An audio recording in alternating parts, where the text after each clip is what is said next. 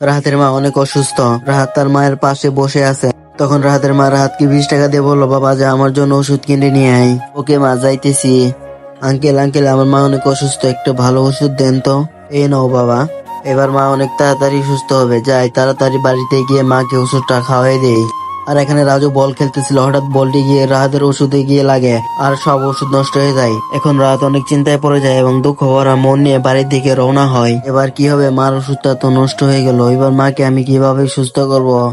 তার আগে তোমরা যদি ছবি দুটোকে ভালোবেসে থাকো তাহলে ভিডিওতে লাইক এবং চ্যানেলটি সাবস্ক্রাইব করে দাও। আর যদি লাইক সাবস্ক্রাইব না করো তাহলে ভেবে নিব ছবিটিকে একদমই ভালোবাসো না। মাকে গিয়ে এখন আমি কি বলবো। এ কি রাজু দাদা এখানে কেন? রাহাত, আমাদের ভুল হয়ে গেছে, আমাদের মাফ করে দে। আর ওই দেখ, তোর মার জন্য ডাক্তার এনেছি, তোর মা তাড়াতাড়ি সুস্থ হয়ে যাবে।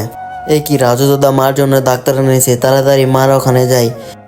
মা মা, তোমার এখন কেমন লাগতেছে? এই নিন, এই ওষুধগুলো ভালো করে খেয়ে নিবেন, তাহলে আপনি সুস্থ হয়ে যাবেন। ঠিক আছে, খেয়ে নেব। আমরা এবার আসি, আন্টি তাড়াতাড়ি সুস্থ হয়ে যাবে।